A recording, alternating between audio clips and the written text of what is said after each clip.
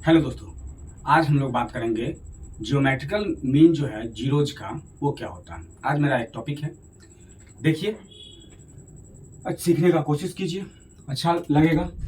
देखिए सीखिए, मार्क्स मिलेगा इससे। एग्जाम में बहुत ही हेल्प करने वाली जो टॉपिक है आज हम आपके पास लेके आए हैं, पॉलिनोमियल का ही ये टॉपिक है। बात करते हैं हम लोग geometrical meaning of the zeros of a polynomial.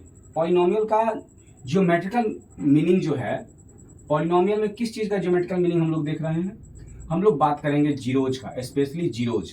Zeros क्या होता है, अगर हम देखें तो इसको हम दूसरा नाम से भी तो जान सकते हैं। क्या?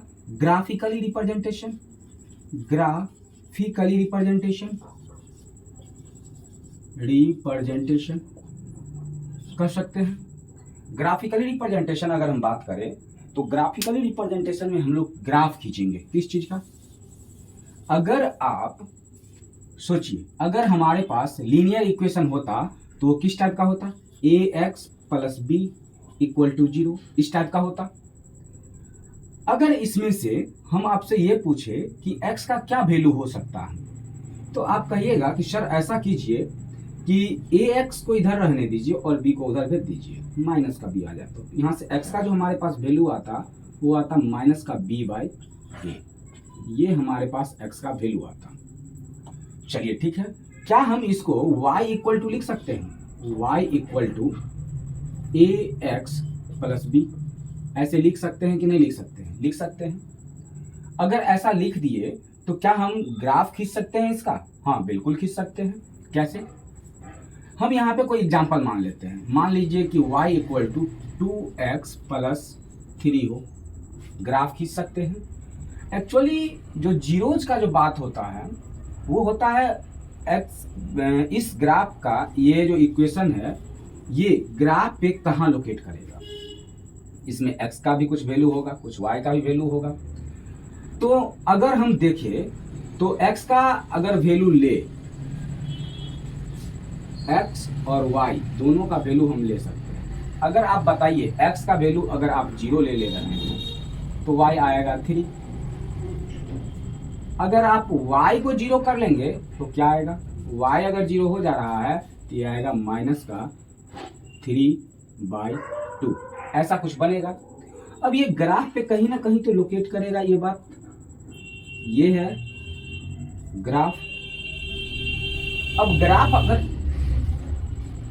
चलिए अगर हम लोग ग्राफ की बात करें तो ये जो हमारे पास कोऑर्डिनेट आया है ये है कोऑर्डिनेट, ये है कोऑर्डिनेट। तो यहां से जो कोऑर्डिनेट आया है वो कुछ यहां पे एक लोकेट करेगा 3। ये माइनस में 3/2 है, इसको हम 1.5 भी लिख सकते हैं। बहुत बढ़िया, लिख सकते हैं। कुछ यहाँ पे आएगा। अगर ग्राफ हम खींचे तो कैसा आएगा ग्राफ? यहां से इस पॉइंट को काटते हुए वो जाएगा। तो एक्स एक्सिस पे जो कट किया है ना, यहाँ का अगर हम पॉइंट लिखने जाए तो क्या आएगा? आएगा माइनस का 3/2, 0।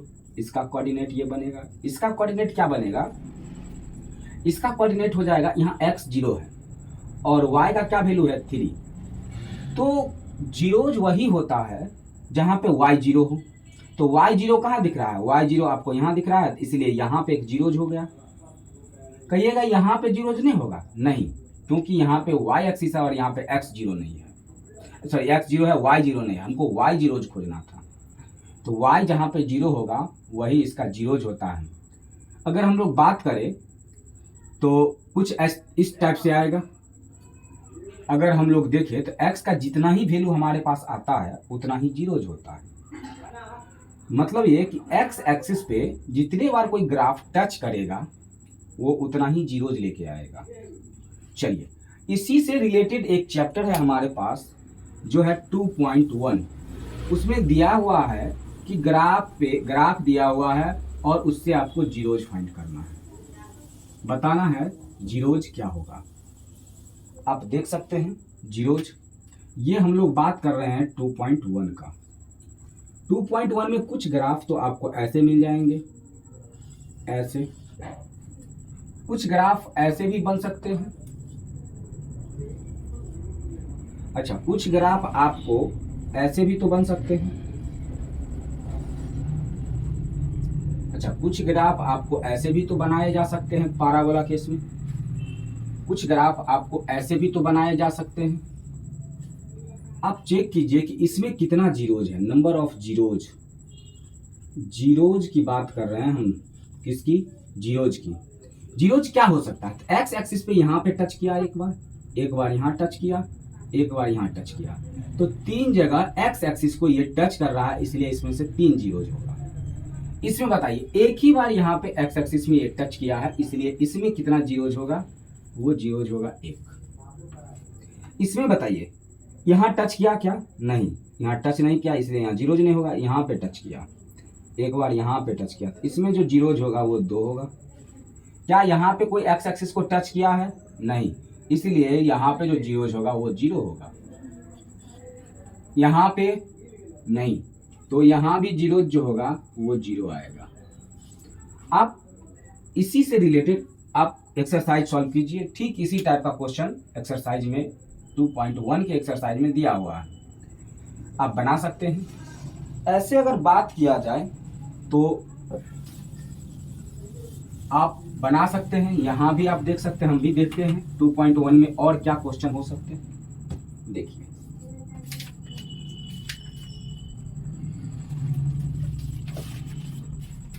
टू पॉइंट 1 की जो बात करते हैं हम लोग, तो ग्राफ कुछ ऐसा बनाया हुआ और एक लाइन खींच दिया।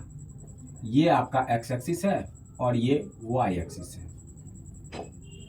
एक ग्राफ ऐसे है और ऐसे किया हुआ।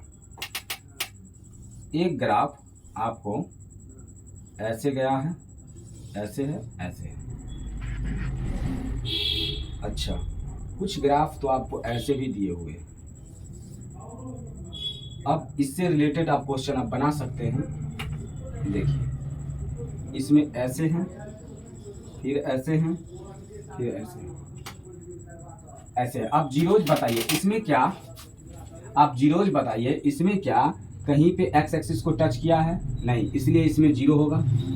इसमें एक बार टच किया, इसलिए 1 जीरोज होगा।